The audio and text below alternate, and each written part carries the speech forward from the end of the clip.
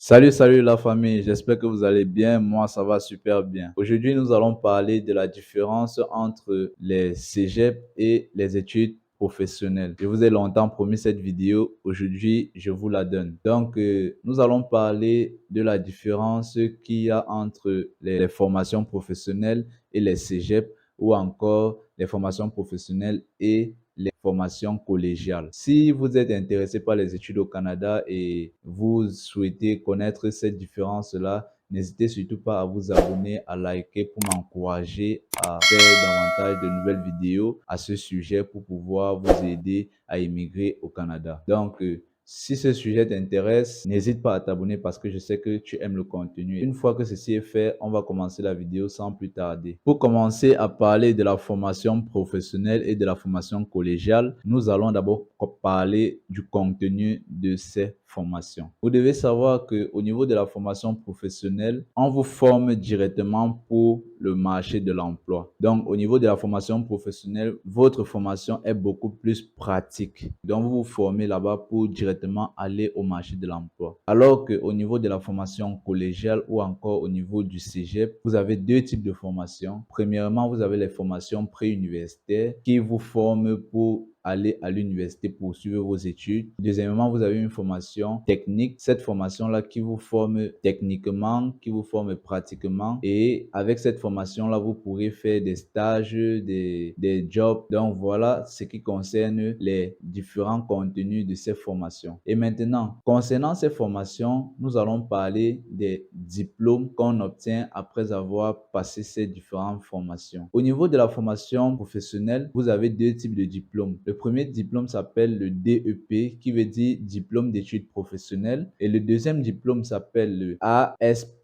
qui veut dire attestation de spécialisation professionnelle. Parlons du DEP. Le DEP, c'est un diplôme qui, lorsque vous choisissez ce diplôme-là, vous venez là, prenons par exemple un cas pratique, vous décidez de faire une admission dans la formation professionnelle et vous optez pour le DEP. Vous allez faire votre admission peut-être dans le génie mécanique ou alors dans la santé. Vous allez faire un an, pratiquement un an. Dès que vous allez finir votre formation, vous allez obtenir un DEP, ça veut dire diplôme d'études professionnelles. Après avoir obtenu ce diplôme d'études professionnelles, on passe maintenant à la deuxième formation qui est l'ASP. L'ASP, c'est quoi? C'est une attestation de spécialisation professionnelle. Avec l'ASP, vous avez déjà normalement une formation, mais vous décidez de faire votre ASP pour vous spécialiser en fait. Donc, c'est pour ceux-là qui décident, après leur formation, de poursuivre encore les études pour pouvoir obtenir une spécialisation et monter beaucoup plus en grade. Ça, c'était ce qui concernait les formations professionnelles. Maintenant, allons dans les formations collégiales ou alors dans les formations du cégep. Au niveau des formations du cégep, vous avez deux types de formations également. Vous avez ce qu'on appelle le DEC et vous avez ce qu'on appelle AEC. Le DEC qui veut dire diplôme d'études collégiales et l'AEC qui veut dire attestation d'études collégiales. L'attestation d'études collégiales ici est un peu comme l'ASP de la formation professionnelle. Donc, lui aussi, il vous aide à vous spécialiser dans votre formation du DEC que vous avez pris. C'est un peu ça. Donc, avec le DEC, vous avez deux types de formations.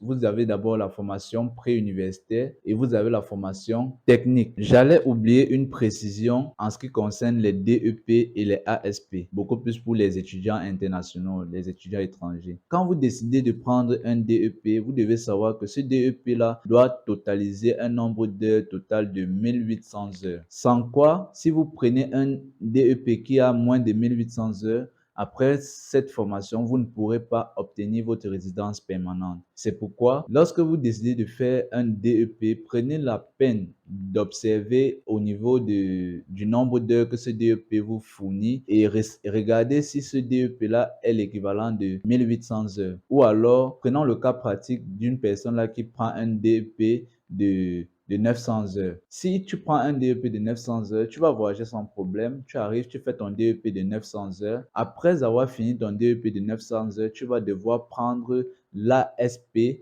pour compléter ton DEP. Et cette ASP-là, tu vas la prendre à 900 heures. Les deux cumulés vont faire 1800 heures. Et avec ces 1800 heures, tu pourras enfin obtenir ta résidence permanente. Donc, c'est très important. Je récapitule. Lorsque tu viens faire un diplôme d'études professionnelles, tu dois te rassurer que ce diplôme d'études professionnelles rentabilise 1800 heures. Au cas où ce diplôme d'études professionnelles ne rentabilise pas les 1800 heures, tu dois prendre un ASP qui va compléter le nombre d'heures que tu as pris au DEP. Donc, si ton DEP était de 900 heures, tu seras obligé de prendre un ASP de 900 heures pour que les deux en assemblée, ça fait 1800 heures pour que tu puisses être sauvé d'affaires. Ceci est également valable pour les travailleurs qui sont à l'extérieur du Québec et qui ont déjà une expérience professionnelle. Vous pouvez donc venir faire une admission dans l'ASP, monter pour faire une formation dans l'ASP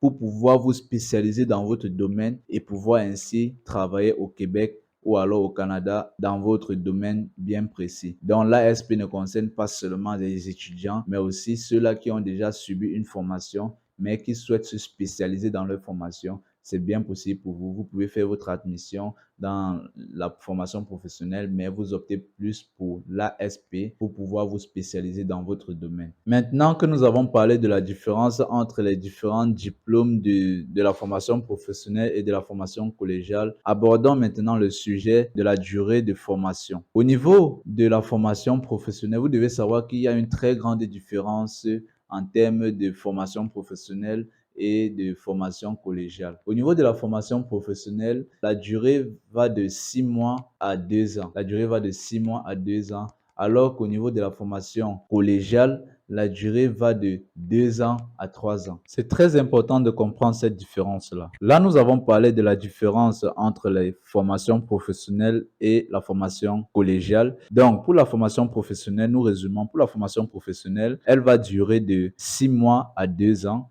Et pour la formation collégiale ou alors du cégep, elle va de 2 ans à 3 ans. Nous allons parler des frais de scolarité parce que je sais que c'est très important et vous devriez normalement le savoir. Ce que vous devez savoir concernant les frais de scolarité, c'est déjà c'est que ça varie en fonction des établissements et en fonction de votre choix d'études. Donc, il y a deux paramètres, en fonction de l'établissement et en fonction de votre filière, de ce que vous voulez faire. Mais de prime abord, les formations professionnelles coûtent moins cher comparé aux formations collégiales et coûtent encore les formations collégiales coûtent aussi moins cher par rapport aux formations universitaires. Donc, c'est étape après étape et c'est différents niveaux. Vous voyez un peu. Donc, prenons le cas de quelqu'un qui fait, par exemple, comptabilité en formation professionnelle. Une étudiante qui fait son admission, par exemple, dans une formation professionnelle et qui décide de faire, par exemple, comptabilité, cette formation va lui prendre 1 an à 1 an et demi et cette formation peut lui coûter 13 000 $ par année. Alors qu'une formation en technique de comptabilité dans le cégep va vous coûter déjà pour 3 années et vous devez savoir que c'est par session. On paye au cégep par session. Quand c'est 3 ans, ça va faire déjà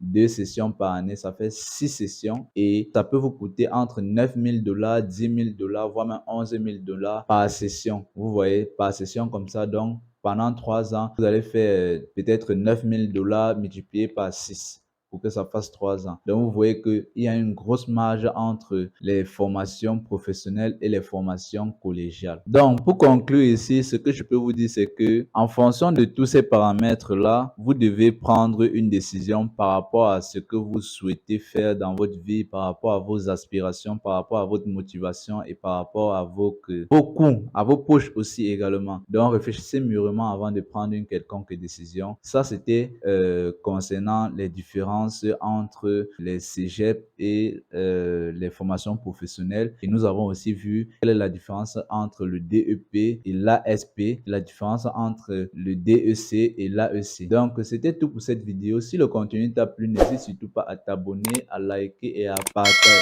et à me laisser un commentaire, partager pour m'aider à référencer mes vidéos par YouTube et ainsi pouvoir aider ma chaîne à grandir. Partage également cette vidéo à un ami, à une connaissance pour pouvoir l'aider également à apprendre mieux en ce qui concerne le Canada. Donc, reste scotché sur ma chaîne car de nouvelles vidéos, de prochaines vidéos arrivent concernant le Canada, des études au Canada et tout ce qui va avec.